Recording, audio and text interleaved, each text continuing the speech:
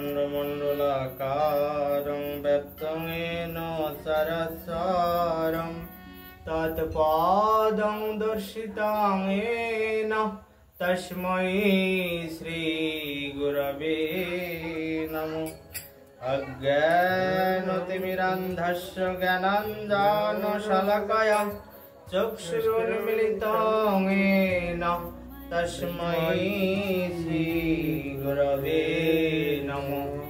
गुरु ब्रह्मा गुरु विष्णु गुरुदेव महेश्वर गुरुदेव परम ब्रह्म तस्मै श्री गुरवे नमः। श्री गुरुदेव वंदे अहं श्री गुरु श्रीजुत पदकमलं श्री गुरून् वैष्णवांश्च श्रीरूपं सग्रजातं सहगणा रघुनाथान्वितं तं सजीवं साद्वैतं सावधूतं परिवारसहितं श्रीकृष्ण चैतन्यदेवं श्रीराधा कृष्ण पदान् सहगणललितान् श्रीविशाखान्वितांश्च अयि गौराधेशं जप हरे कृष्ण हरे राम भजनिताय गौराधेशं जप हरे कृष्ण हरे राम भजनिताय गौराधेशं जप हरे कृष्ण हरे राम निताय गौराधे हरे कृष्ण हरे राम। आजनुलंबित भुज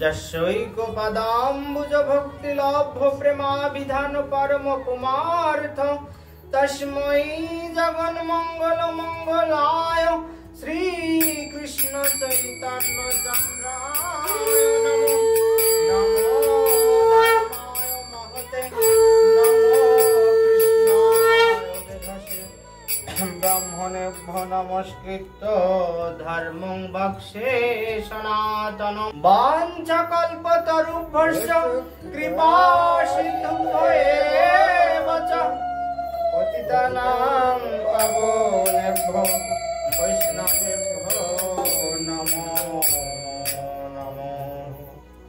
जय श्री गुरुदेव, जय श्री वैष्णव अवतार। पिता सर्गो पिता धर्म पिता हि परम तप पितरि कृतिमापन्ने प्रियांते सर्वदेवता। श्री श्री पितृदेव की मातृदेवी की साधु गुरु वैष्णव की नमो आनंद लीलामय विग्रहाय हेमाभ दिव्योत्सवी सुंदराय तस्मै महाप्रेम रस प्रदाय चैतन्य चंद्राय नमो नमस्ते।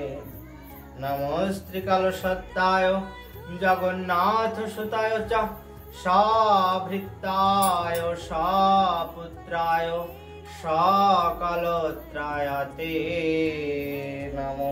श्री श्री चैतन्य महाप्रभु की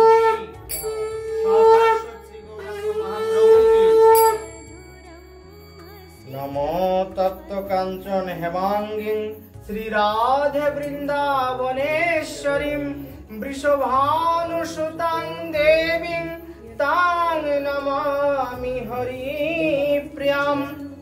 श्रीमती राधा रानी की। हे कृष्ण करुणा सिंधु दीनबंधु जगत्पते गोपेश गोपिका कांत राधाकांत ভগবান শ্রীকৃষ্ণ কি। নারায়ণং নমস্কৃত্য নরং চৈব নরোত্তমং দেবীং সরস্বতীং চৈব ব্যাসং ততো জয় মুদীরয়ে। তুলসী বৃন্দাজি মহারানী বৃন্দাবৈ তুলসী দেবৈ প্রিয়ায় কেশবস্য চ কৃষ্ণ ভক্তি প্রদে দেবী সত্যবত্তৈ নমো নমো। শ্রীমতী তুলসী বৃন্দাজি মহারানী কি, ভক্তি দেবী কি, কেশব প্রিয়া কি, নরনারায়ণ ঋষি কি, শ্রীমাতা সরস্বতী দেবী কি, দশাবতার কি। ইতি জ্ঞাতা নৈমিষারণ্যে গত বৈগুণ্যে বিশাল পুণ্যে সকল জনমান্যে ভৃগুনন্দন শৌনকাদি ষষ্ঠী সহস্র ঋষি শ্রোতা শ্রীনন্দের নন্দন চরণ পরায়ণ পরম কারুণিক রোমহর্ষণ নন্দন শ্রীলাসুত মহাশয় ভক্তা ব্রহ্মশাগ্রস্ত বিরক্ত আশায় ইন্দ্রপ্রস্থে গঙ্গা তীরস্থ মহারাজাধিরাজ পরীক্ষিত শ্রোতা পরমহংস চূড়ামণি বৈষ্ণব প্রধান শ্রীলা সুখদেব গোস্বামী মহাশয় ভক্তা। সব একসাথে বলি ওম নমো ভগবতে বাসুদেবায়। ওম নমো ভগবতে বাসুদেবায়।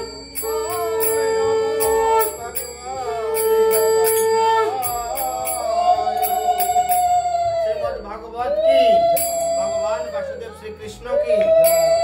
মুখং করতি বাচালং পঙ্গুং লঙ্ঘয়াতে গিরিম যৎ কৃপাতমহং বন্দে শ্রীকৃষ্ণ চৈতন্য মিশ্রম।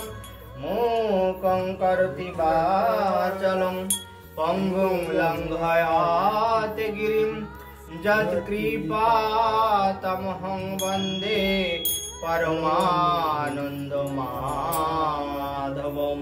শ্রীকৃষ্ণ চৈতন্য মহাপ্রভু কি, পরমানন্দ মাধব ভগবান শ্রীকৃষ্ণ কি।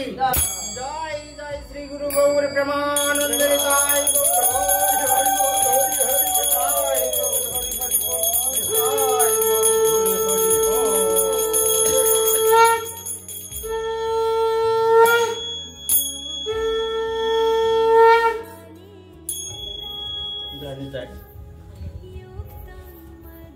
ভাগবত থেকে আস্বাদন দেওয়ার চেষ্টা পাবো। আজকে একটু ওই অক্ষয় তৃতীয়া নিয়ে আলোচনা হবে, আর ভাগবতের ভিতর দিয়ে সমস্ত কিছু হয়ে যাবে।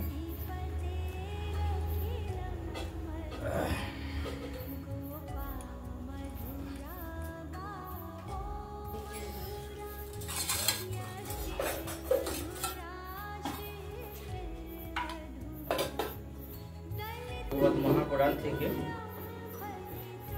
মুখং করতি বাচালং পঙ্গুং লঙ্ঘয়াতে গিরিম যৎ কৃপাতমহং বন্দে শ্রী গুরুং দীনতারণম। ভবসাগর পারের কাণ্ডারি শ্রী শ্রী গুরুদেবের পদধূলি মাথায় নিয়ে ভক্তবাঞ্ছা কল্পতরু ভগবান শ্রীহরি আর পিতা মাতার শ্রী পাদপদ্মে প্রণাম জানিয়ে আজ আমি আপনাদের সম্মুখে এই ভাগবতের আলোচনার জন্য উপস্থিত হয়েছি। শ্রীমদ্ ভাগবত অনন্ত ভাবরসের উৎস, আর ভগবান শ্রীকৃষ্ণই সেই অনন্ত ভাবের আধার। কৃষ্ণানুভূতি আমার কাছে অন্ধের হস্তি দর্শনের আভাস মাত্র। অন্ধ যে ব্যক্তি, তাকে যদি বলা হয় এই দেখ হাতি কেমন জানিস, তখন সে অন্ধ ব্যক্তিটি কি করবে, হাতির গায়ে হাত দিয়ে বলবে হাতি তাহলে এরকম থামের মতো, পায়ে পাগুলো বেশ থামের মতো। তারপর যখন কানে হাত দেয়াবে ওই চোখে দেখা লোকটি, তখন বলবে ও তাহলে হাতি কি কুলোর মতো। তাহলে কি অন্ধের কখনো হাতি দর্শন যেমন হয় না, তেমনি আমার মতো অধম এই সংসার সমুদ্রে নিমজ্জিত ব্যক্তির কৃষ্ণ দর্শন কৃষ্ণ ভজন সম্ভব নয়। তাই এখানকার আস্বাদক এই শ্রীমদ্ ভাগবত মহাপুরাণের এই শ্রী মধুসূদন বলছে যে সে অন্ধের হস্তি দর্শনের মতো আমারও শ্রীকৃষ্ণ দর্শনের মতো অবস্থা। আমি তো দর্শন করতে পারি না, আমি তো আর এক অন্ধ জড়। তবু এই ক্ষুদ্র জ্ঞান নিয়ে কেবলমাত্র আপন মনের যে নিছক তৃপ্তি লাভ তার জন্য এবং বিভিন্ন শ্রেণীর যে সমস্ত পাঠক পাঠিকারা আছেন ভিন্ন ভিন্ন রস পিপাসার দিকে লক্ষ্য রেখে আমি আলোচনা করতে চেষ্টা করেছি এই মহাপুরাণ সম্বন্ধে। বলছেন শ্রী মধুসূদন, আজ অন্যায় অবিচারের দেশ হলো কলাপূর্ণ, জনতার আদালতে বিচারের বাণী নীরবে নিভৃতে কাঁদে, মানব সভ্যতার পতন অভ্যুদয় বন্ধুর পন্থায়। কখনো মানব সভ্যতার পতন হচ্ছে, আবার উত্থান হচ্ছে। এইভাবে পাপ পুণ্যের কি পাপের জন্য লয়ের পরে ধ্বংস হচ্ছে তিন প্রকার, লয়, প্রলয় এবং মহাপ্রলয়। তাই লয় ছোট যেগুলো ক্ষতি হয় পৃথিবী পৃষ্ঠের বা লোকের, তাই সেই বারবার তো এমন হচ্ছে কোথাও উঁচু কোথাও নিচু, একে বলা হয় বন্ধুর। কখনো ধ্বংস হচ্ছে, পতন হয়ে যাচ্ছে, আবার কখনো আবার ভালোর দিকে যাচ্ছে, তখন উত্থান হচ্ছে। তাই ঘনিয়ে উঠেছে অশান্তির কালো মেঘ আমাদের এই জনজীবনে। তো মানবতার বিরুদ্ধে সভ্যতার শত্রুদের মহাবিনষ্টির ঘৃণ্য কুটিল চক্রান্ত। তাই আজ ভাই ভাইকে খুন করে রক্ত নদীর পাশে গড়ে তুলেছে 7 মহলা ইমারত, অর্থাৎ বাড়ি। ভাই ভাইকে হত্যা করছে, সম্পদ কেড়ে নিচ্ছে এবং তার সম্পত্তি বাড়াতে সে ব্যস্ত, পাপ পুণ্যের ধার ধারছে না। সমাজ সংসারের চারিদিকে ধর্মের আদর্শ আজ কিন্তু ধূলিলুণ্ঠিত হয়েছে। তাই অন্ধ গোড়ামিতে পর্যবসিত হয়েছে সমস্ত কিছুই, প্রায় জ্বলছে শুধু অশান্তির আগুন। মানব সভ্যতার বক্ষ থেকে এই আগুন নেভানোর জন্য যুগে যুগে জন্মগ্রহণ করেছেন কে? যোগাবতার। এই যে দাপরের অন্তে ভগবান গোলকধাম থেকে এসেছিলেন ভগবান শ্রীকৃষ্ণ অবতার নিয়ে। অবতার কি? যার ভিতরে ভগবানের যে একটা বিরাট অংশ বা কিছু অংশ, যিনি ধরাধামে সমস্ত দুষ্টদের বিনাশ, সাধুদের রক্ষা, ধর্ম সংস্থাপনার জন্য যিনি আসেন, নতুন করে পুনঃপ্রতিষ্ঠিত করতে আসেন, তাকে বলা হয় অবতার। এক এক যুগে যে অবতার আসে তাকে যোগাবতার বলে। দাপরের অন্তে এসেছিলেন ভগবান শ্রীকৃষ্ণ। এবার কলিতে 28 নম্বর কলিতে 71 যুগের এসেছেন শ্রীমান মহাপ্রভু নবদ্বীপে। তাই এটা কিন্তু যোগাবতার। তাই এক এক যুগে এক এক অবতারের আবির্ভাব হয়। তাই শাস্ত্রকার গ্রন্থকার এখানে বলছেন, কিন্তু সেই সব অবতারদের প্রচারিত যে ধর্মের বাণী মানুষ কিন্তু আজ ভুলে গেছে যুগের প্রভাবে।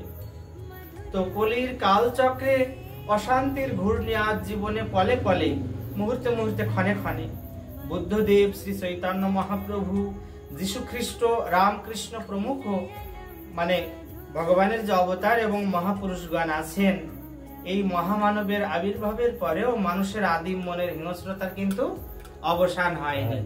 ঠিক আদিম যুগে মানুষ যেমন গুহায় বাস করত, তাদের যেমন হিংস্রতা ছিল, কাঁচা মাংস খেত, মানুষ মানুষকে বধ করত, পশুকে বধ করত, তাদের কিন্তু এর থেকে উত্তরণ হয়নি।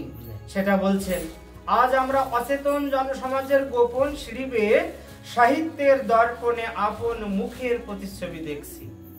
সাহিত্য কি? এই যে একটা উপন্যাস, একটা ছোট গল্প, কবিতা, এই সাহিত্য একটা আয়নার মতো।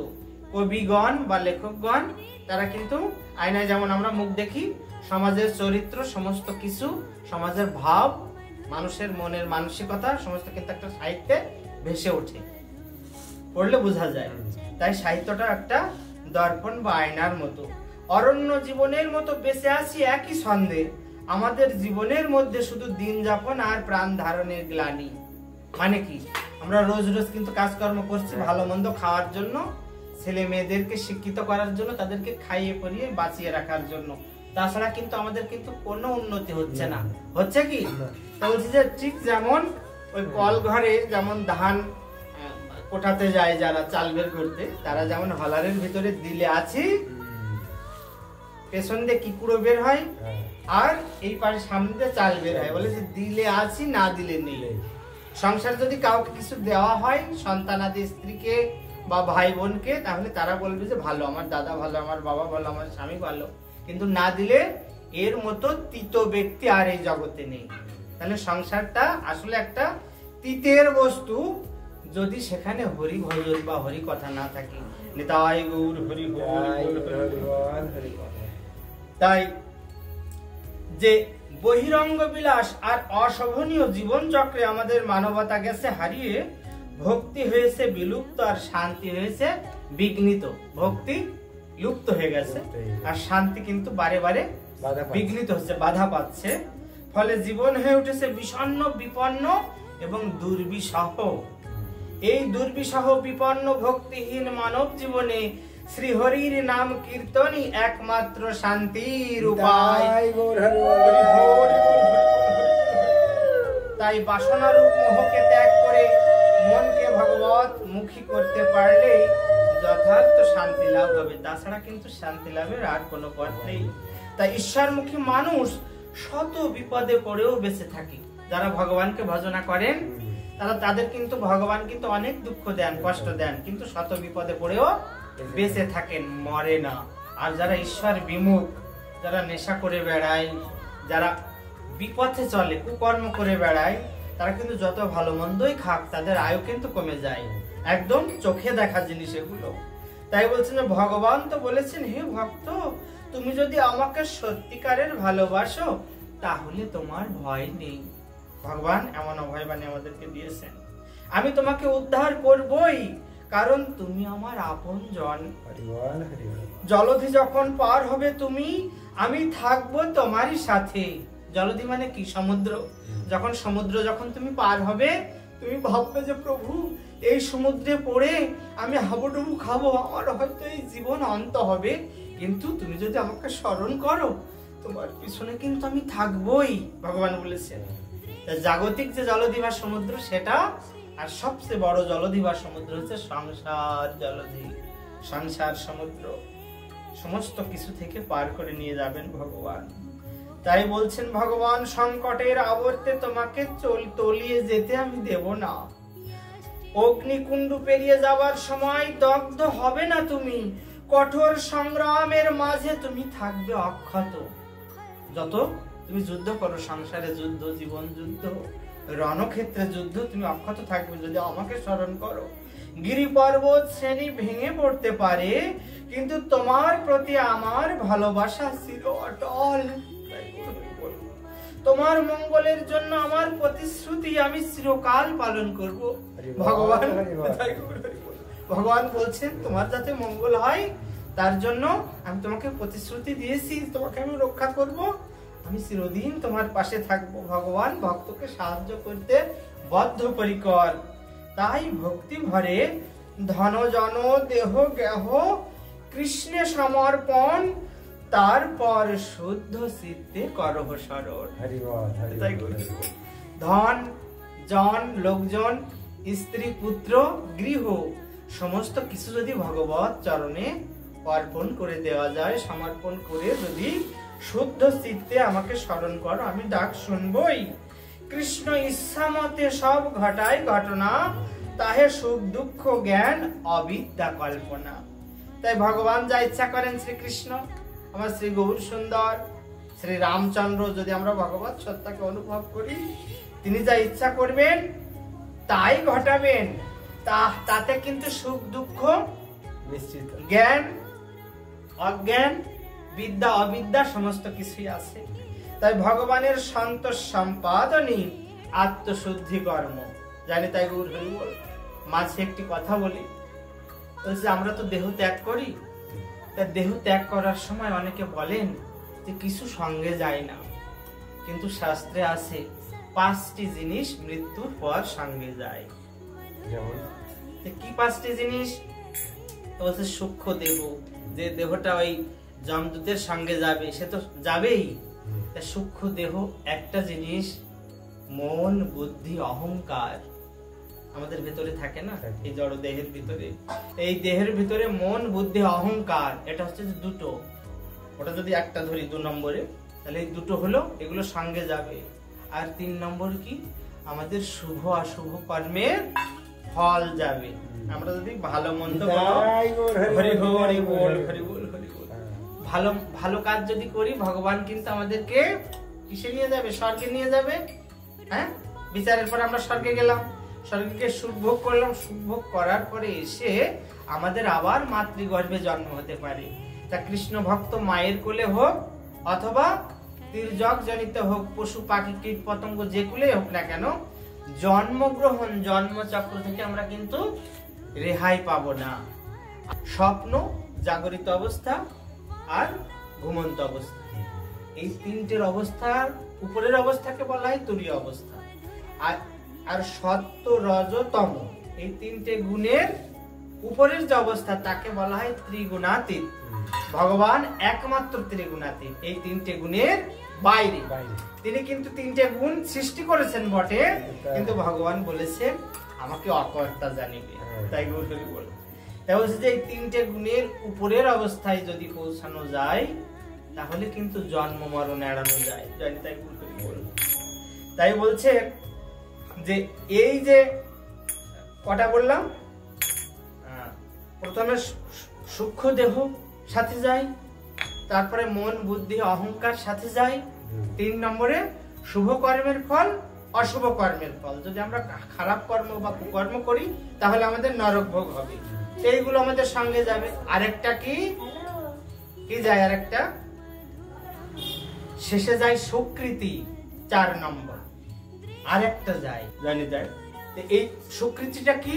সুকৃতিটা হচ্ছে যে একটা লোক যদি আমার বাড়িতে আসে অতিথি, তাকে আমি সেবা দিলাম, হ্যাঁ, তাকে ভগবত জ্ঞানে সেবা দিলে অনেক সময় স্বীকৃতি হয়, অনেক সময় হয় না, পূর্ণ হয়ে যায়। তাই পূর্ণটা হচ্ছে যদি আমরা কোনো জীবজন্তুকে সেবা দিলাম, যে হরি কথা করে না, হরি ভজে না, হরির সেবা, হরির অর্চনা করে না, তাকে সেবা দিলাম, তাহলে তো ভালো কাজ হলো, সেটা হচ্ছে পূর্ণ।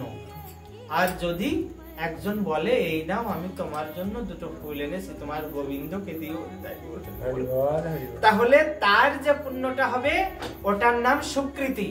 তা সুকৃতি আর পুণ্যর ভিতরে তফাৎ কি? পুণ্যটা হচ্ছে সেই ফলটা অতি সহজেই ফুরিয়ে যায় ভোগের মাধ্যমে, আর সুকৃতি কিন্তু জন্ম জন্মান্তরেও সুকৃতির ফল। সুকৃতি একটা বস্তু যেটা হচ্ছে যদি আমরা বলি পুণ্যের রিফাইনিং অবস্থা, শুদ্ধ থেকে শুদ্ধতর অবস্থা, তাহলেও ঠিক বলা হয় না। সুকৃতিটা হচ্ছে এমন বস্তু যা ভগবান সম্পর্কিত, ভগবান শ্রীহরির, শ্রী প্রাণ গোবিন্দ, শ্রীমান মহাপ্রভু, শ্রীমান নিত্যানন্দ প্রভু আদি ভগবানের যত অংশ, লীলা, অবতার, অবতার সকল সম্বন্ধে আমাদের যে সাধন, ভজন, পূজন, সেটার যে পূর্ণ যদি আমরা সাধারণ কথায় বলি, সেটাকে বলা হয় সুকৃতি। জানি তাই গৌর হরি বল। এই যে এগুলো কিন্তু আমাদের সঙ্গে যাবে। যে কৃষ্ণ ইচ্ছা মতো সব ঘটায় ঘটনা, তাহে সুখ দুঃখ জ্ঞান অবিদ্যা কল্পনা। ভগবানের সন্তোষ সম্পাদনই হচ্ছে আত্মশুদ্ধি কর্ম।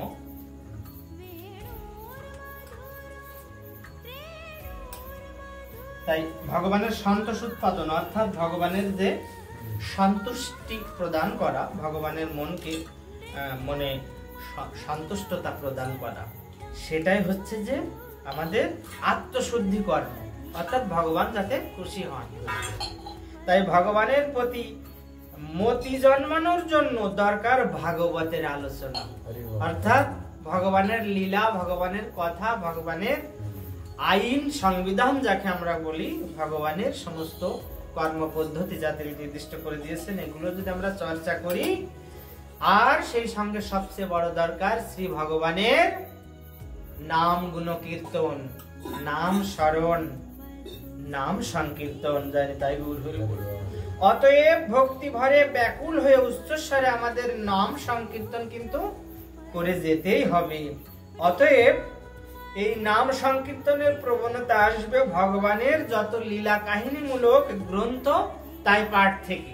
তাছাড়া কিন্তু আমাদের মানে ভগবানের প্রতি যে টান বা গভীরতা জন্মাবে না। তাই ভগবানের নাম করার ইচ্ছে আসবে ভাগবত আলোচনার মাধ্যমে।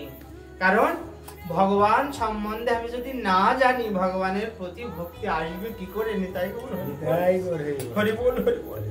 তাই ভাগবত আলোচনার দ্বারাই জাগবে হরি প্রেম, কিন্তু নীরবে নাম করলে প্রেম জাগে না। তাই গৌর হরি বল এখানে বলছে, নৈশব্দ কি প্রতিধ্বনি সৃষ্টি করতে পারে? না, তা পারে না। তাই উচ্চস্বরে ভগবান শ্রীহরির নাম করতে হবে, করতে হবে হরিনাম যজ্ঞ। সেই তো সুমেধা আর কুবুদ্ধি সংসার, সর্বযজ্ঞ হইতে কৃষ্ণ নাম যজ্ঞ সার। চৈতন্য চৈতামৃত কি বললেন? সংকীর্তন যজ্ঞে শ্রীকৃষ্ণ আরাধন, সেই সে সুমেধা পায় কৃষ্ণের চরণ। নিতাই গৌর হরি বল। কার মেধা বেশি? তারই মেধা বেশি যিনি ভগবানের লীলা গুণ কথা নিয়ে থাকে। কত বড় বিজ্ঞানী বা কত বড় কলেজের প্রফেসর বা কত বড় চাকরি করি, কত বুদ্ধি রাখে জাগতিক সম্বন্ধে, এই বুদ্ধি কিন্তু বুদ্ধি নয় যদি কিনা ভগবানের নাম লীলা কথা সংকীর্তন নিয়ে আমরা না থাকি, সেই বুদ্ধিকে বুদ্ধি বলবে না। তাই সংকীর্তন যজ্ঞে যদি ভগবান শ্রীকৃষ্ণের আরাধনা হয়, তাকেই বুঝতে হবে তিনি সুমেধা, তার মেধাটা ভালো, আর তিনি কিন্তু কৃষ্ণের চরণ লাভ করেন। তাই সর্বযজ্ঞ হইতে কৃষ্ণ নাম যজ্ঞ সার। তাই দেখুন আমাদের কলিযুগের মানুষের আয়ু কিন্তু অত্যন্ত অল্প। তাই ধ্যান, পূজা, তপস্যা এ যুগের মানুষের দ্বারা কিন্তু সম্ভব নয়। যেমন 10,000 বছর তপস্যা করেছেন আগে, 5,000 বছর, 1,000 বছর এক পায়ে দাঁড়িয়ে থেকেছেন, আছে না এমন মুনি ঋষিগণ? তা এখন তো মাত্র 60 বছর, 80 বছর বা নহেক শতেক, 40 বা 50, 60 বা 70, নহেক শতেক, ইহার ভিতর কখন কি হয় তা নাকি নিয়ম তোর। এর ভিতরে কখন যে কি হয়ে যাবে, 20তেও হতে পারে, তা তো আমার নিয়মের ভিতরে নয়, ভগবানের নিয়মের ভিতরে। তাই বলছেন যে আমাদের তো অত্যন্ত আয়ু কম, তো এই যে তপস্যা, পূজা, ধ্যান, বড় বড় যে অশ্বমেধ, গোমেধ যজ্ঞ বা রাজসূয় যজ্ঞ, এগুলো তো আমাদের সম্ভব নয়। আমাদের প্রত্যেকের উচিত হরিনাম যজ্ঞ করা, সেই হরিনাম যজ্ঞের দ্বারা জীবন সার্থক করে তোলা। জয় জয় নিতাই গৌর সীতানাথ প্রেমানন্দে, হরি হরি হরি বল, হরি বল, হরি বল। তাই শাস্ত্র বলছে হরের নাম, হরের নাম, হরের নামই কেবলম কলৌ নাস্তেব নাস্তেব নাস্তেব গতির অন্যথা। বলছে যে হরিনাম, হরিনাম, হরিনাম, হরিনামই একমাত্র সার, নেই নেই নেই গতি নেই। হরিনাম সংকীর্তন, প্রভুর শ্রী হরি গুণ লীলা কথা ছাড়া এই কলিজীব উদ্ধারের আর কোন পথ নেই। হরি বল, হরি বল, হরি বল। তো যে ব্যক্তি হরিনাম সুধাপান দ্বারা জীবন কাটায়, তার জীবন সার্থক। সার্থক যে কানে প্রবেশ করেনি হরিনাম, সে কান ব্যর্থ কান। তাই বলছেন যে কান ক্ষুদ্র গহ্বর ছাড়া, সে কান তো ক্ষুদ্র গহ্বর ছাড়া আর কিছু নয়, যে কানে হরিনাম নেই। তাই বলছে যে বদনে হরি নাই, সে বদনে পড়ুসাই, সে বদন দেখাই কোলে লাগে। যে বদনে হরি নাই, সে বদনে পড়ুসাই, সেই বদন সে দেখাই কোলে লাগে। দেখো যার শ্রীচরণ ধ্যান করে পঞ্চানন, তথাপি প্রত্যয় নাহি মানে। তাই পঞ্চানন 5 মুখ কার? শিব ঠাকুরের নাম, আমাদের দেবাদিদেব মহাদেবের, শঙ্করের। তাই 5 মুখেও নাম করছেন, তাও বলছেন হে প্রভু, হে গোবিন্দ, হে শ্রীমন মহাপ্রভু, আমার দ্বারা বুঝি তোমার নাম করা হলো না। আমি এই জীবন আমার বৃথায় গেল। দেব জন্ম পেয়েছি, সকল দেবতার মধ্যে আমার শ্রেষ্ঠ স্থান, তবু আমার মনে আকুলি বিকুলি যায় না প্রভু। আমার দ্বারা তোমার ভজন হলো না। শিব শম্ভু বলছেন, আমি তো কোন ছাড়, আমি কি কিছু? তাহলে আমাদের কি নাম করা হয়? যদি নাম করা ঠিক মতো হয়, শরীর দিয়ে, মন দিয়ে, কথা দিয়ে, কায় মনোবাক্যে, তাহলে শ্রীকৃষ্ণ চরণে তার প্রেম উপজয়। তাহলে কিন্তু একবার কৃষ্ণ নামে যত পাপ হরে, জীবের সাধ্য নাই তত পাপ করে। হরি বল, হরি বল, হরি বল। আমাদের তো করা হয় না, তাই দুর্বিষহ সংসারে বারবার সেই সবজি রান্না করার মতো জর্জরিত হচ্ছি, তাপে ত্রিতাপ জ্বালায় দগ্ধ হচ্ছি। বলছেন, যে জিহ্বা হরির নাম উচ্চারণ করে না, সে জিহ্বা ভেক জিহ্বা মাত্র। ভেক মানে ব্যাং, ব্যাঙের জিহ্বার মতো। ব্যাং তো ডাকে না, বর্ষার সময়, অন্য সময় ডাকে একটু জল পেলে, কিন্তু সেই নাম কি কোনো হরি নামে লাগে? ভগবানের নাম তো সে করে না। বলছে যে জিহ্বায় হরিনাম নেই, সেই জিহ্বা ভেক জিহ্বা মাত্র। এই কথা বলেছেন শাস্ত্রকার। যে মাথা শ্রীকৃষ্ণর পদে প্রণত না হয়, ভগবান শ্রীকৃষ্ণের চরণে নত যদি না হয়, প্রণাম না করে, তা যদি বহুমূল্য মুকুটেও শোভা ধারণ করে, মাথায় সোনার মুকুট দিয়েও থাকে না কেন, তাহলেও তার দেহের শুধু ভার বোঝা মাত্র, সেই মাথার কোনো মূল্য নেই। মানে দেহের উপরে একটা ভারী জিনিস, ভারী বস্তু। যে হাত হরির চরণ স্পর্শ করেনি, কাঞ্চন বলয়ে যদি সে হাত ভূষিত হয়, সোনার বালা দিয়েও যদি সে হাত সুন্দর করে রাখা হয়, শ্রী চরণ যে হাত, ভগবানের আমাদের যে হাত শ্রী চরণ স্পর্শ করেনি, সেই হাত কিন্তু মানুষের মৃত হাতের মতো, মরা মানুষের হাতের মতো অসাড়। যে চোখ হরির দর্শন থেকে বঞ্চিত, সে চোখ ময়ূর পালকে আঁকা চোখের মতোই নিরর্থক। ময়ূর পালককে আঁকা যে চোখ, কিন্তু সেটা চিত্রকর আঁকে কোনো শিল্পী, কিন্তু সেটার কোনো মূল্য নেই যদি সেই নয়ন দিয়ে শ্রীহরির চরণ দর্শন, তার মুখ চন্দ্রিমা দর্শন আমাদের না হয়। তা বলছে, চরণ থাকতেও যে শ্রীহরির ক্ষেত্রে যায় না। অনেকে বলে না, তীর্থযাত্রা মনের ভ্রম, বলে না, তীর্থযাত্রা পরিশ্রম কেবলই মনের ভ্রম বলে। লাগে, সর্বতীর্থ তো আছে, কিন্তু সেই সমস্ত চক্র, দেহের ভিতরে যে সমস্ত কিছু আছে, হ্যাঁ, কত তত্ত্ব, দেহধাম এবং 18 মোকাম আছে না, এই তত্ত্বকে যদি আমরা ঠিক মতো না জানতে পারি এবং না জাগাই, তাহলে তো আমাদের দেহের ভিতরে কোনো কিছুই থাকবে না। সেই নবদ্বীপ বৃন্দাবন কিছুই তো আসবে না, আছে কিন্তু সেটা না জাগাতে পারলে। তাই আমাদের কি সবারই কিন্তু তীর্থ ভ্রমণে যাওয়া উচিত। বলছে, যে চরণ তোমাকে দেওয়া হয়েছে তীর্থ ভ্রমণের জন্য, সেই চরণ দিয়ে তুমি ভগবানের কাছে না গিয়ে, ভগবানের সেবা পূজার জন্য ফুল তুলসী আহরণ না করে, সেই চরণ যদি তুমি পরের মেয়ে লোকের কাছে নিয়ে যাও, সেই চরণ তোমার, সেই পদ তোমার খোড়া হয়ে যায় না কেন? মনশিক্ষায় বলছেন। তাই সে চরণেতে কোনো প্রয়োজন নেই আমাদের। তাই বলছেন যে চরণ থাকতেও যারা তীর্থক্ষেত্রে না যায়, সে তো নিশ্চল বৃক্ষ মূল মাত্র। বৃক্ষের নিচে মূল থাকে না, সে তো আর চলতে পারে না, হেঁটে বেড়াতে পারে না, বৃক্ষের মূলের মতো একভাবে এক জায়গায় থাকে। সে চরণের মূল্য কোথায়? আর যে ব্যক্তি হরি পাদপদ্মের তুলসীর আঘ্রাণ নেয় না, শ্রীহরির চরণের তুলসীর আঘ্রাণ না নেয়, মানে ঘ্রাণ, তার শ্বাস থাকতেও সে তো মৃতদেহ স্বরূপ। তাই সর্বকর্মের মাঝে শ্রীহরির চিন্তন করতে হবে, চিন্তা করতে হবে, আর মনে রাখতে হবে ভগবানের কথা, তার লীলা স্মরণ করতে হবে, নাম সংকীর্তন করতে হবে, ভাগবত পঠন, এ সমস্ত জীবের একমাত্র একান্ত কর্তব্য। তা দুর্লভ মানব জীবন তো আমাদের কিসের জন্য ভগবান দিয়েছেন?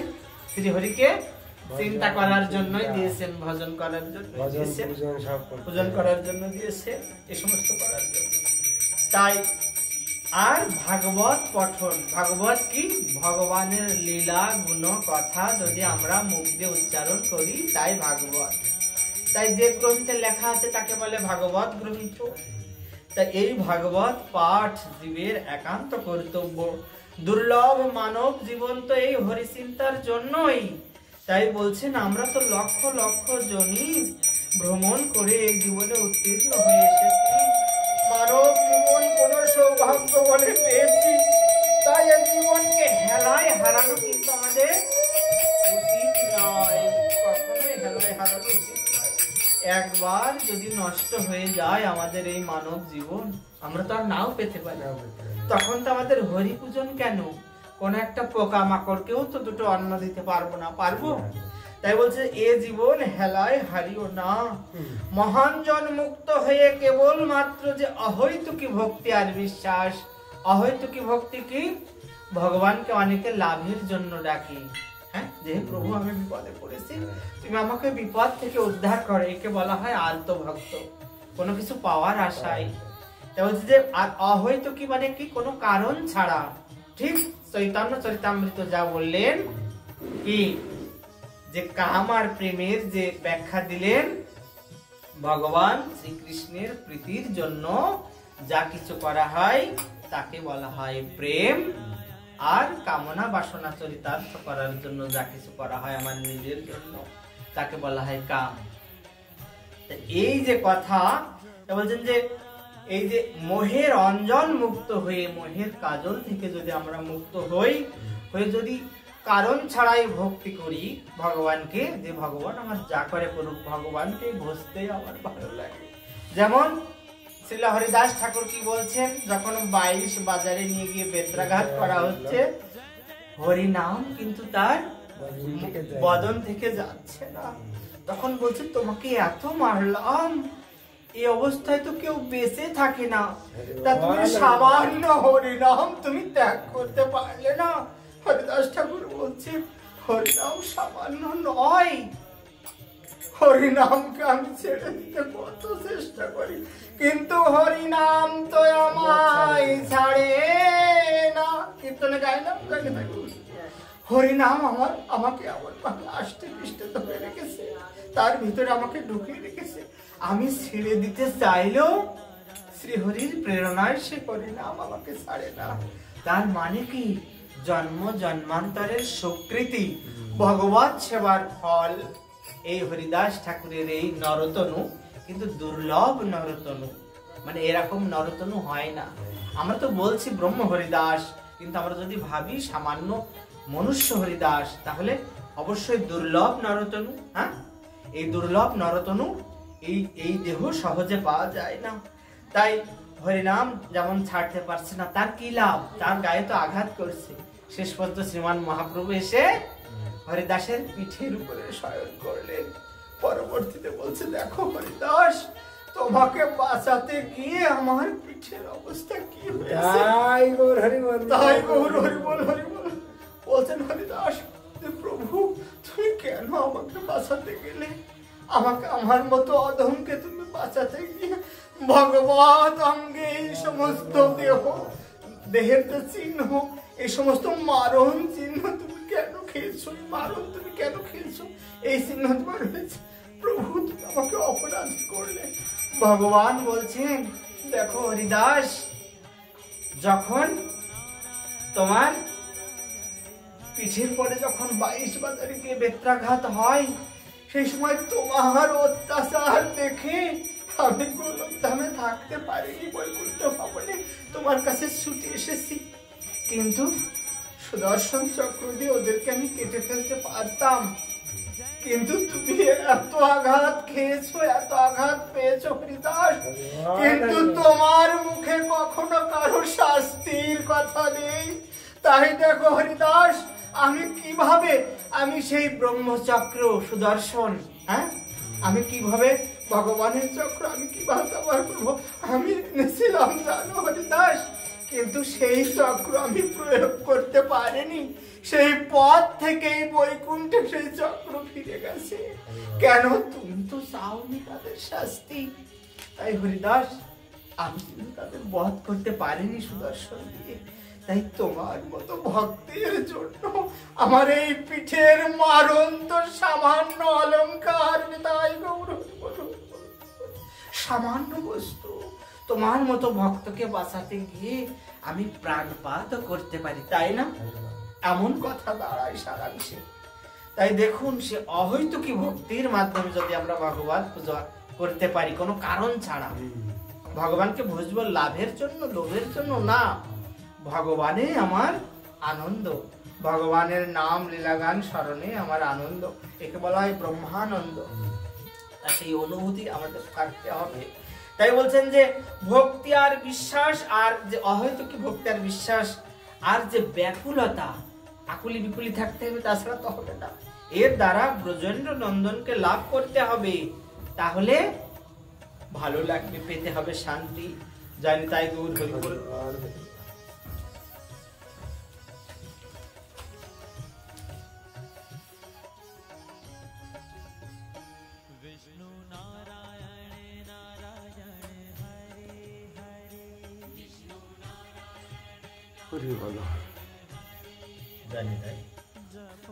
এ প্রসঙ্গে মনে পড়ে আমার পরম পূজ্যপাদ অচিন্ত কুমার সেনগুপ্ত মহাশয়ের কথা। তো হৃদয় নিঃসৃত মূল্যবান উপদেশগুলি, বিশ্বাস আর ব্যাকুলতা, এই দুটি কথাই কানে এসে বাজে। একটি নিষ্কম্প দ্বীপকে বাঁচিয়ে রাখার জন্য বহমান বায়ু। তাই এই যে কাঁপবে না এরকম একটা প্রদীপের শিখা, আর সেই কি অক্সিজেন ছাড়া আগুন জ্বলে না, কথা আছে না?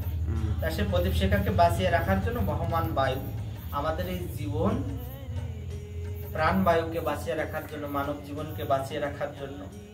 তাই ক্ষীণ জলধারা যখন গুহা থেকে বেরোয়, সে বিশ্বাস করে কোথায় আছে তার জলনিধি। প্রগমনে প্রবাহিত হতে হতে একাগ্রগামিনী হয়ে সে চলে, সেইভাবে চলেছে আমরাও। সংসারের ঝড়ের মধ্যে, দুঃখ কষ্টের অন্ধকারের মধ্য দিয়ে চলেছি বিশ্বাস রূপ আলোর সন্ধানে। না, চলে না। আর আবার সে শুধুই পথ দেখায় না, সমস্ত বঞ্চনার উপরেও সে দাগ টানে জমার ঘরে।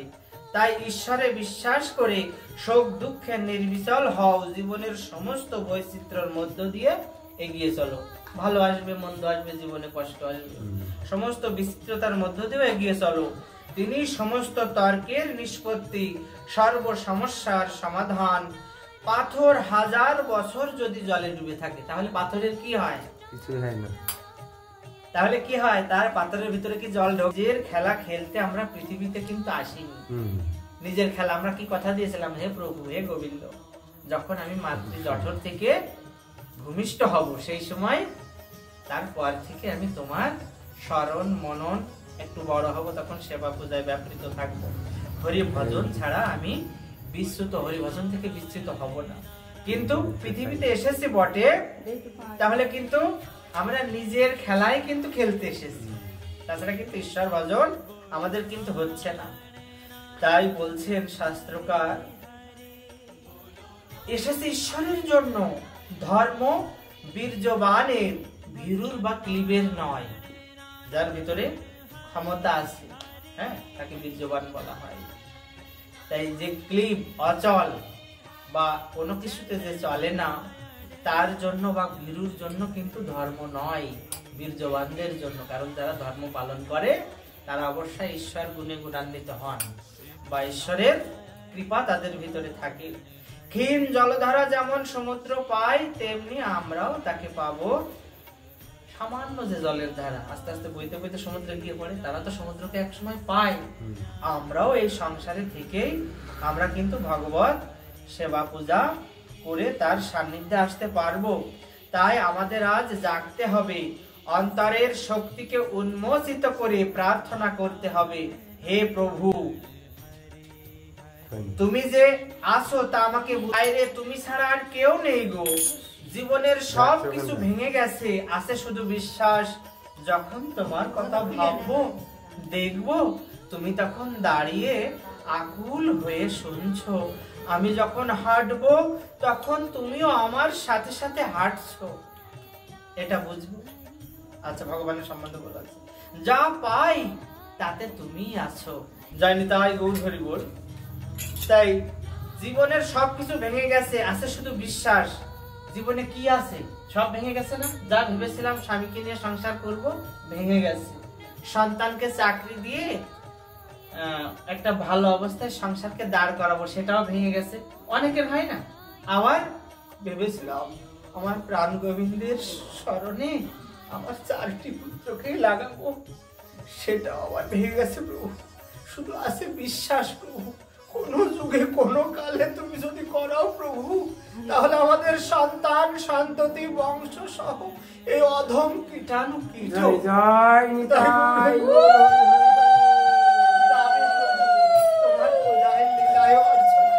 তাও প্রভু তুমি যদি কৃপা করো, এই বিশ্বাসটুকু আমার আছে। আর সবই তো ভেঙে গেছে। তাই যা আমি পাই আমি ভেবে নিই যে প্রভু তুমি কৃপা করে আমাকে দিয়েছো, এই বিশ্বাস। যদি আমার বড় বিপদ হয়, তাও প্রভু তুমি আমাকে এই বিপদ দিয়েছো, এই বিশ্বাস নিয়ে থাকি। হে প্রভু, এই বিশ্বাসটুকু তুমি আমার কাছ থেকে কেড়ে নিও না। এটা কিন্তু আমাদের সকল ভক্তদের আকুলতার সহিত মর্মে মর্মে অনুভব করা উচিত। তাই যা পাই তাতেও তুমি, তাই বলছে না, বায়ুর সংস্পর্শে তোমার নির্মলতা। ক্ষণকালের জন্য বিশ্বাস আমি হারাবো না প্রভু। আমি অকিঞ্চন নই, প্রত্যাখ্যাত নই। তুমি আমাকে যদি ত্যাগ করে দাও, আমি ভাববো প্রভু তুমি আমাকে ত্যাগ করোনি। তুমি আছো আমার একান্ত হয়ে, আমাকে খুশি করার জন্য ধূসর আকাশের অনন্ত মহিমার মাঝখানে রেখে দিয়েছো অনন্ত কোটি তারা। গহন অরণ্যে রেখে দিয়েছো একটি নির্স্পর্শে, কি অপূর্ব তোমার মহিমা। কৃষ্ণ ব্যাকুলিনী যে গোপীগণ বন থেকে বনান্তরে খুঁজে বেড়াচ্ছে কৃষ্ণকে। যখন ওই যে রাসলীলা হচ্ছে না, তখন বলছেন কিন্তু প্রভু তুমি কোথায় গেলে হঠাৎ রাসমণ্ডল থেকে? আমরা কি এতই অধমা? আমরা কি এতই কি ভক্তিহীন? এমনই কুকর্ম আমাদের প্রভু, সুকৃতি ওটেই নেই, সবই কুকৃতি। যে তুমি আমাদের সঙ্গে লীলা বিলাস করতে করতে আমার সঙ্গে। এক একজন গোপী ভাবছেন যে শুধু কৃষ্ণ আমার কাছে আছেন, আর অন্য অনুভূতি তো নেই সে অন্তরঙ্গ অবস্থা। তখন ভাবছে আমার কাছ থেকে লীলা বিলাসের সময় তুমি চলে গেলে। তখন অচ্যুত গাছকে বলছেন, হে অচ্যুত, হে পিয়াল, হে পনস, তোমরা কি জানো আমাদের গোবিন্দ কোন পথে গেছে? তখন গাছেরা বলছে, না না, আমরা তো টের পাইনি তোমাদের গোবিন্দ। কেন? তোমাদের গোবিন্দ তোমাদের ছাড়া কখনো হয় না। তখন বলছেন গোপীগণ, হ্যাঁ হতেন না, কিন্তু এখন হয়েছে। কারণ আমাদের যেন বোধ হয় সুকৃতি সব চলে গেছে। তা না হলে গোবিন্দ বিহীন আমরা কিভাবে হলাম? তা তোমরা জানো না, যেতে যেতে দেখে অনেক বৃক্ষ মাটিতে মাথা নুইয়ে দিয়েছে। তখন বৃক্ষকে বলছেন, ওই গোপিকারা বলছে যে নিশ্চয়ই দেখ সখীগণ, দেখো যার যেমন সম্মান, এই পথেই মনে হয় আমাদের শ্রীকৃষ্ণ গেছে। কেননা শ্রীকৃষ্ণের চরণ মস্তকে গ্রহণের জন্য আর আগ্রহণ করার জন্য দেখছো না এই বৃক্ষগুলি কেমন মাটিতে লুটিয়ে আছে। তাই হবে, চল তো ওই লতানো বৃক্ষগুলোকে আমরা শ্রীকৃষ্ণ অন্বেষণ করি তাদের কাছে।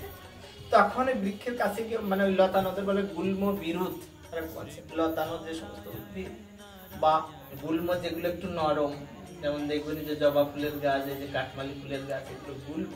আর বৃক্ষ হচ্ছে সবচেয়ে যেগুলো শক্ত, 3 প্রকারের বিভেদ আছে, প্রকার আছে। তখন বলছি, তোমরা কি আমাদের গোবিন্দকে তোমাদের সম্মুখ দিয়ে যেতে দেখেছো? বলছে, কই, তেমন তো আমার মনে হয় না, গোবিন্দ এই পথ দিয়ে গেছে। তাহলে তোমরা যে মাথা নত করলে যেন প্রণিপাত করছো শ্রী গোবিন্দ চরণে। তখন বলছেন ভগবান যে না, আমাদের স্বভাবই এরকম নুইয়ে পড়া, আমরা তো গুল্ম, আমরা তো বিরোধ, আমরা তো লতিয়ে চলি। দেখো আমাদের স্বভাব, শ্রীকৃষ্ণ চরণে যদি আমাদের মাথা নত করতে হয়, সেই কৃপা যেন আমাদের প্রাণ গোবিন্দ করে। আমরা শ্রীকৃষ্ণ চরণে মাথা যেন নত করতে পারি। তোমাদের প্রাণ গোবিন্দ কোথায় গিয়েছে? তখন খানিক এগিয়ে যেতে যেতে দেখছেন চরণ চিহ্ন ভগবান শ্রীকৃষ্ণের পাশে আরেকটা চরণ চিহ্ন। তখন বলছেন দুই জোড়া, এক জোড়া আর এক জোড়া, দু জোড়া চরণের চিহ্ন। তখন এক গোপিকা বলছে হ্যাঁ রে, এই চরণ চিহ্ন আমাদের মাধবের না। তখন বলছে হ্যাঁ, এই চরণ চিহ্ন তো আমরা পরিচিত, এই চরণের চিহ্ন তো আমরা এতকাল দেখে আসছি, কিন্তু এই পাশে কার চরণ চিহ্ন সখী আমাকে বল। বলছে এ যার চরণ চিহ্ন সেই কৃষ্ণ কান্তা, কৃষ্ণ প্রিয়তমা, তাকে নিয়েই আমাদের গোবিন্দ রাসমণ্ডল থেকে নিশ্চয়ই আমাদের কুকৃতি ছিল। এই যে যার চরণ চিহ্ন রয়েছে, শ্রীমদ্ ভাগবত বলছেন, শ্রীমতী রাধারানীর কথা কিন্তু শ্রীমদ্ ভাগবতে নেই। বলছেন এই চরণ চিহ্ন নিশ্চয় কৃষ্ণকান্তার, কারণ ভগবান শ্রীকৃষ্ণ আমাদের থেকেও যাকে বেশি প্রেম করেন তাকে রাসমণ্ডল থেকে নিয়ে অন্তর্ধান হয়েছেন। বলছে তাই, তাহলে এই যে খানিক চলো তো, কত দূর পর্যন্ত আমাদের মাধবের চরণ চিহ্ন, চলো তো আমরা এগিয়ে দেখি। যখন এগোতে এগোতে চলেছেন ওই গোপিকারা, সেই গোপিনীরা তখন দেখছেন যে খানিক দূরে গিয়ে মাধবের চরণ চিহ্ন আছে, কিন্তু আর সেই রমণীর চরণ চিহ্ন নেই, কৃষ্ণকান্তা অর্থাৎ আমাদের শ্রীমতী রাধিকার চরণ চিহ্ন নেই। তখন এক গোপিকা বলছেন যে তাই তো, তাহলে এখানে সেই রমণীর চরণ চিহ্ন নেই কেন? আর এক গোপিনী বলছেন এখানে চরণ চিহ্ন নেই কেন জানিস? ভগবান যখন আমাদের ভগবত যে প্রিয় কান্তা সেই রমণীকে কাঁধে করে যখন তার হাঁটতে হাঁটতে ক্লান্তি এসে গেছে, আর হাঁটতে পারছেন না, আমাদের ভগবান তৃত ভক্ত, ভক্তের প্রতি বাৎসল্য প্রদান করেন, ভক্তের ভগবান আবার মাধুর্য রস প্রদান করেন। সেই ভগবান দেখেছেন কি আমার ভক্ত আর হাঁটতে পারছে না, তাই ভগবান সেই কৃষ্ণ কান্তাকে তার কাঁধে নিয়েছিলেন। এই জন্য দেখেছো সখী, দেখেছো গোপিকাগণ, এই পথে আর তার চিহ্ন নেই। তখন তারা ভাবলেন যে ঠিকই বলেছে, নিশ্চয়ই তাকে কাঁধে নিয়েছিলেন। তবে কাকে কাঁধে নিয়ে যায় গোপিনীগণ? হচ্ছে যে সবচেয়ে কৃষ্ণ প্রেমের পরাকাষ্ঠা, আমরা তো নগণ্য, আমাদের থেকেও যিনি প্রিয়তমা, যার সঙ্গে প্রেম করা যায়, প্রেম রস আস্বাদন করা যায়, যাকে কখনো ভোলা যায় না, তাকে কাঁধে করে, প্রিয়তম ভক্তকে কাঁধে করে নিয়ে যাওয়া যায়। তাহলে আমাদেরকে আর কৃষ্ণ, তখন তারা আকুলি বিকুলি করতে লাগে, হা কৃষ্ণ, হা কৃষ্ণ, হা গোবিন্দ, হা বাসুদেব তুমি কোথায়, হা কানাই আমাদের দর্শন দাও বলে রাসমণ্ডলে আবার হাঁটতে হাঁটতে, রাসমণ্ডলে আসার পর আবার কৃষ্ণ দর্শন হয়। তাই এই যে কৃষ্ণ দর্শন তাদের হলো না কেন, এই মাঝখানে ব্যাহত হলো কেন কৃষ্ণ দর্শন? ওই গোপিকাদের মনে অহংকার এসেছিল যে কৃষ্ণ আমার, কৃষ্ণকে আমি যতটা প্রেম করি এমন প্রেম আর কেউ করতে পারে না। ভগবান দেখলেন কি এত অহংকার, ক্ষণিকের তরে আমার সঙ্গে লীলা বিলাস করতে তোমরা এসেছো, তোমাদের ভিতরে এত অহংকার, দেখো তোমার থেকে বেশি প্রেম আমার সঙ্গে কেউ করে কিনা। তাই বল কৃষ্ণ প্রেম কেমন? রাধারানীর সঙ্গে গোলকধামে শ্রীকৃষ্ণের কথা হচ্ছে, ভগবান শ্রীকৃষ্ণ বলছেন রাধা, বলছে হে প্রভু, আমি তোমার সাথে যতটা প্রেম করি এর চেয়ে বেশি প্রেম মনে হয় কেউ আর তোমার সঙ্গে করে না। বলছে কি বলছো তুমি? প্রেম তো কোনো অন্য কারোর সঙ্গে করা যায়। তুমি তো আমার আহ্লাদিনী শক্তি। আহ্লাদিনী শক্তি বলে না? তোমার সাহায্যে, তোমার ভগবতী কৃপায় এই জীবন সংসারকে আমি একটা সূত্রে গ্রথিত করেছি। জীবনে যেন বিরসতা না আসে, বিষাদতা না আসে, সেই জন্য তোমাকে আমার লীলার সহায় করেছি। তুমিও তো আমি, আমিও তুমি। তাহলে কিভাবে বলছো প্রেম কি কোনো নিজের সঙ্গে করা যায়? প্রেম করতে গেলে তো আলাদা কারোর সঙ্গে করা যায়। তখন যখন এই কথা হচ্ছে, তখন আমার বৃন্দাবনে অভিসারে এসেছেন শ্রীমতী রাধা রানী, এসেছেন ভগবান শ্রীকৃষ্ণের সঙ্গে দেখা করতে। সেই সময় কথা হচ্ছে, আবার গোলকেও ওই সময় একই সঙ্গে কথা হচ্ছে। প্রেম কোনো আলাদা ব্যক্তির সঙ্গে করা যায়, তুমি আর আমি তো একই। তখন রাধা রানী আমাদের খুব দুঃখিত হলেন। তাহলে বলছে, দেখো রাধে, একটা ফুলের সঙ্গে তার গন্ধকে যেমন আলাদা করা যায় না, যায়। একটা ফুল যদি গাছে ফুটে থাকে, সেই ফুল আর গন্ধ একসঙ্গে থাকে না। আর সমুদ্রের জলের সঙ্গে তার ঢেউ থাকে। সমুদ্রের জল থেকে যেমন তার লহরীকে আলাদা করা যায় না, ঢেউকে, আর ঠিক তেমনি তোমার থেকে, আমার থেকে তোমাকে আলাদা করা যায় লীলার সুবিধার জন্য। কিন্তু তুমি আর আমি অভিন্ন। তাহলে একই যদি বস্তু হলাম, তাহলে তোমার সঙ্গে প্রেম কি করে সম্ভব? তাই তখন রাধারানী খুব দুঃখে পড়েছেন, প্রভু আমি তোমার সঙ্গে প্রেম করতে পারি না। ভগবান শ্রীকৃষ্ণ আবার ভুলিয়ে দিলেন। প্রেম কি জানো রাধা? এই যে কাল তুমি চলে যাচ্ছ, আর কবে আসবে? তার যখন ওই যে কংসের ধনুর্যজ্ঞে যায় দেখা করতে এসে, তখন কাল তুমি চলে যাচ্ছ প্রভু, কাল না হোক কদিন পরে, আর তো তোমার সঙ্গে দেখা হবে না। তাহলে প্রেম করব কার সঙ্গে? রাধারানীকে ভুলিয়ে দিয়েছেন। কি বলছেন? তোমার মতো প্রেম আমার সঙ্গে আর কেউ করে না। শেষমেশ ভুলিয়ে দিলেন। তখন সব ভুলে গেলেন। তখন সে কালকে যখন চলে আসবে, তা বলছে প্রেম কেমন জিনিস রাধারানী, তুমি শোনো। রাধিকে হচ্ছে এমন জিনিস যে বলছে, যদি তুমি যদি না আসো, আমার সঙ্গে দেখা করতে না আসো, এর ভিতরে যে কয়দিন আছি, তাহলে তুমি যমুনার কুলিনে যাও না। সেখানে তোমার পদচিহ্ন থাকে না, ওই ধূলিকার উপরে, বালুকণার উপরে। আমি সেই ধূলিকণাকে আমার বংশী শুনিয়ে আসবো, বংশীর ধ্বনি। তখন বলছেন যে কি কথা বললে তুমি? তো হচ্ছে প্রেম এমনই, যদি বিরহে থাকা হয়, প্রেমিক বা প্রিয়া যদি দুই প্রান্তে থাকে, তাহলে কি তাদের কিন্তু প্রেম আরো গাঢ় হয়। তাই বলছে বিরহ মিলনের থেকেও গভীর, রূপ গোস্বামী পাদ বলেছেন। তাই বলছে বিরহ মিলনের চেয়েও গভীর। কাছে যদি থাকে তাহলে তার মর্যাদা কিন্তু মানুষ রাখতে পারে না, কিন্তু দূরে থাকলে তাকে শ্রদ্ধা ভক্তি করে। তাই বলছে দূরে থাকা আর কাছে থাকা এ তো দেহের বিষয় নয়, এ তো আত্মার বিষয়, মনের বিষয়। একে বলা হয় প্রেম। তা তুমি যদি তোমাকে না পাই, তা তোমার পদরেণু আর পদচিহ্ন তো ওই যমুনার তীরে, যমুনা কুলিতে থাকবে।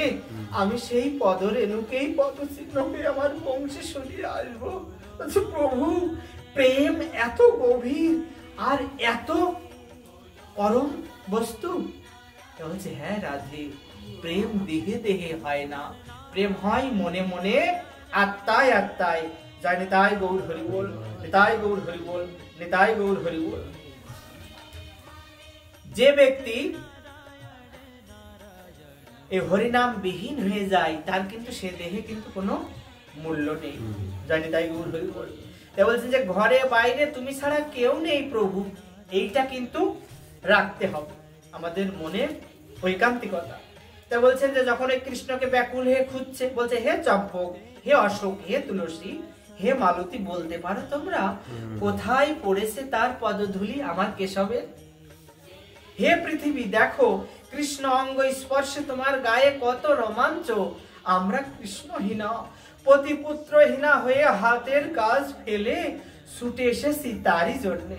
বলো আমাদের সেই শ্যাম কোথায়?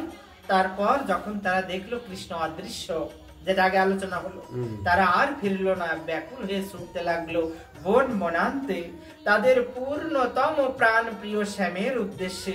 আমাদেরকেও ওই রূপ তন্মনা হতে হবে, ওরকম আমাদের হতে হবে, ওই রকম ব্যাকুল হতে হবে। ব্যাকুলতাই হলো তাকে ভালোবাসা। অন্ধকার রাতে নদীর পাড়ে গিয়ে বসো, নদীর কুলুকুলু ধ্বনির সাথে আকাশের তারাই তারাই গোনো তার নাম। নদী কুলুকুলু ধ্বনি বলবে, শব্দ হবে অন্ধকার রাতে, আর সেই নদীর কুলুকুলু ধ্বনি আর আকাশের তারার দিকে তাকিয়ে আমাদের গুনতে হবে কি, ওই কৃষ্ণ নাম করতে বলছে। তাহলে ততগুলো কৃষ্ণ নাম আমাদের করা হবে, তাই বল মালা জপার মতো। তাই বলছে এই যে জলের তরঙ্গে তরঙ্গে সুর মিলাও তার সাথে, জলের যে ঢেউ ঢেউ ঢেউ, তুমি কোথায় প্রাণনাথ, তুমি কোথায়? মাটির কলসি বললে আমি ছিলাম মলিন মাটি। খেয়াল করে শুনবেন, জলে ভিজিয়ে পায়ে দোলে চাকে ঘুরিয়ে আগুনে পুড়িয়ে তবে আমাকে কোলে কাখে নিয়ে ঘুরছে মানুষ। আচ্ছা, বানিয়েছে না কলসিটা, কোলে কাখে নিয়ে ঘুরছে। তবে আমরা সহস্র মলিনতা নিয়ে ঈশ্বর লাভ করতে পারবো না কেন? হে প্রভু, আমি গৃহ সাজাচ্ছি তুমি আসবে বলে, উৎসব করছি তোমার সাথে মিলবো বলে। হে ভগবান, তোমার সাথে আমাদের এক বিন্দু ব্যবধান যেন না ঘটে। তোমার গৃহে সর্বদা আমরা যেন বাস করি। তোমার গৃহে বলছে যে হরি নাম চিন্তা করে, হৃদয় মন্দিরে ভগবানের ধ্যান করে, চোখ বুঝে বা চোখ তাকে যে কোনো সময়, সে কিন্তু সব সময় কিন্তু বিদেশে থাকে না, নিজের দেশে থাকে, তাই স্বদেশে থাকে। তাই বলছেন যে হে প্রভু, তোমার সঙ্গে যেন আমাদের এক বিন্দু ব্যবধান মানে একটু ফাঁকা যেন না ঘটে, কারণ হৃদয় মন্দিরে যেন তোমাকে রাখতে পারি।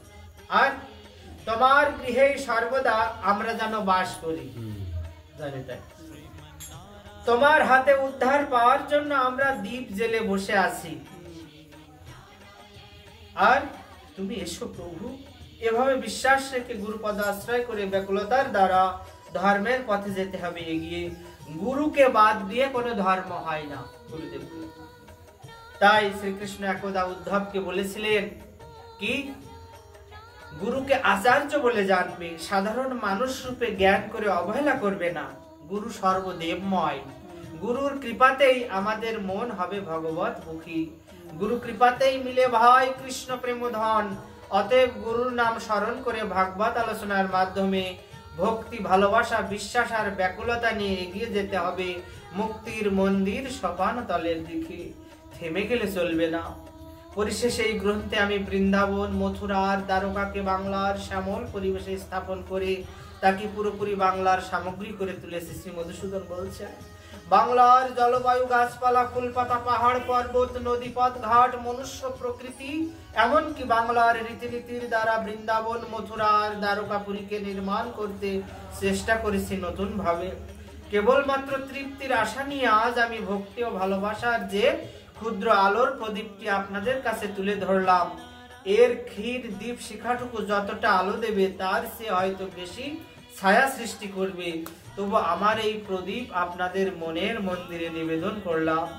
অপূর্ব ভাগবত কথা পড়ুন সর্বজন, সরল সহজ ভাষায় রসে শ্রী মধুসূদন। শ্রী শ্রী ব্যাসদেবের শ্রীমদ্ ভাগবত রচনা করেন, আমি আর সংগ্রহ করে আপনাদের কাছে তুলে ধরেছি। জানি তাই গৌর হরি বল, জানি তাই গৌর হরি বল, তাই গৌর হরি বল, তাই গৌর হরি বল, জানি তাই গৌর হরি বল। পরিশেষে একটু কথা এখানে দিই, এরপর একটু আলোচনা হবে ওই অক্ষয় তৃতীয়া নিয়ে। কালকে অক্ষয় তৃতীয়া, আগামীকাল মঙ্গলবার রাত্রিবেলা থেকে শুরু, না কালকে থেকে শুরু, মঙ্গলবার থেকে, হ্যাঁ বুধবারে সন্ধ্যা 6টা কত মিনিটের পরে শেষ হয়ে যাবে।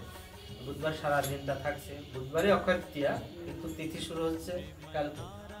তাই যে স্থানে সদা হয় ভাগবত পঠন, সেই স্থানে শ্রীহরি করেন গমন। তাই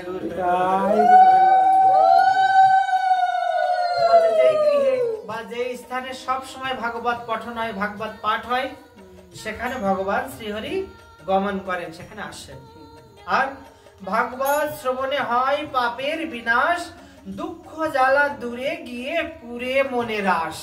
দুঃখ জ্বালা দূরে গিয়ে মনের আশা পুরে যায়। এক মনে যেই জন ভাগবত পড়ে স্বর্গীয় আনন্দেতে তার গৃহ যায় ভরে। হরি বল। এক মনে যেই জন ভাগবত পড়ে, ভাগবত আমাদের কত জরুরি। ভাগবত যদি, ভাগবতকে ভক্তি শাস্ত্র বলা হয়, যদি ভাগবত আমরা না পাঠ করি বা পড়ি তাহলে কি ভগবান সম্বন্ধে জানবোই না, তা ভগবান সম্বন্ধে ভক্তি আসবে কোত্থেকে? জানি তাকে হরি বল। বলছে যে ভাগবত শ্রবণে হয় পাপের বিনাশ, দুঃখ জ্বালা দূরে গিয়ে পুরে মনের আশ।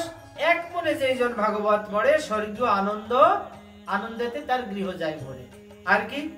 কাই মনে ভাগবত পূজা করে যেইজন মৃত্যু পরে বৈকুণ্ঠ ধামে করেন গমন।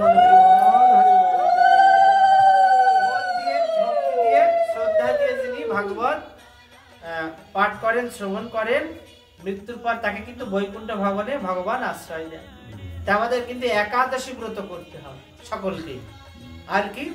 ভগবানের নাম গুণগান এগুলো তো চলবেই, সেবা পূজা, আর সঙ্গে একাদশীটা, আর ভগবানের যে সব ব্রতগুলো আছে যেমন অক্ষয় তৃতীয়া, রামনবমী, শিব চতুর্দশী আছে, বৈষ্ণবের যে ব্রত অন্তত সেইগুলো অন্তত যদি আমরা মেনে চলি আর একাদশী ব্রত করি তাহলে কিন্তু আমাদের উদ্ধারের একটা পথ হলেও হতে পারে। তাই শ্রদ্ধানুরাগী বক্তা যারা অর্থের আশায় ভাগবত পাঠ করেন না এবং শ্রদ্ধাবান শ্রোতার সম্মিলনে শ্রীমদ ভাগবত পঠন শ্রবণ অত্যন্ত সফল হয় এবং সার্থক হয়ে ওঠে। শ্রী সুখদেব পরীক্ষিতকে বলেছিলেন, জানি তাই, সুখদেব পরীক্ষিতকে কি বলেছিলেন? সুখদেব গোস্বামী যখন প্রায় উপবেশনে যখন ভাগবতের সভা হয় 7 দিন, বাসুদেব কথা প্রশ্ন স্ত্রীন পুনাতিহি বক্তারং প্রচ্ছকং শ্রোত্রিং স্যার পাদ সলিলং যথা।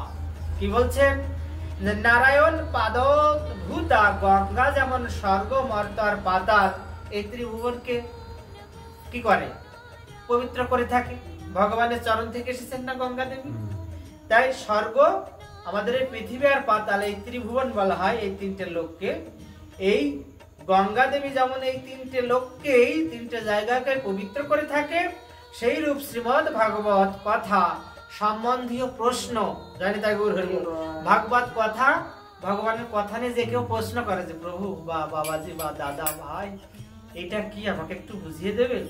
যে ভগবত সম্বন্ধে যে প্রশ্ন যে করুক বা তার মনে জাগুক, হ্যাঁ, সেই প্রশ্নকর্তা যিনি প্রশ্নটা আনবেন সেই বক্তা এবং শ্রোতা, তাহলে তিনজন হলো, প্রশ্নকর্তা, বক্তা এবং শ্রোতা। এই তিন জাতীয় ব্যক্তিকে সমানভাবে ধন্য পবিত্র করে থাকেন। তাই যারা ভাগবত সম্বন্ধে প্রশ্ন করে, ভাগবত বসে শ্রবণ করে, আর ভাগবত যারা বলেন, এই তিন ব্যক্তিকেই পবিত্র করে থাকে শ্রীমদ ভাগবত। ভগবানের নাম এমনই তার দাহিকা শক্তি কলুষ নাশ করে পবিত্রতা আনয়ন করে এবং জড় কর্ম থেকে তাকে মুক্ত করে। অতএব হে ভক্তবৃন্দ, আপনারা সবান্ধবে আমার এই ভাগবত পুরাণ শ্রীমদ ভাগবত আলোচনার আসরে সারাদিন আসুন, সবাই সকলে মিলিত হয়ে উক্ত গ্রন্থের রসাস্বাদন করি এবং সেই সঙ্গে জগতের একমাত্র সত্য বস্তু পরমেশ্বর কৃষ্ণেরই আমরা ধ্যান করি। সত্যং পরম ধীমহি সত্যরূপম, বলো, সত্যরূপম পরং ব্রহ্ম সত্য হি পরং তপ সত্যমূলা ক্রিয়া সর্বা সত্যাং পরোতরণহি। জয় শ্রীমদ ভাগবত প্রেমানন্দে হরি হরি বল। শ্রীমদ ভাগবত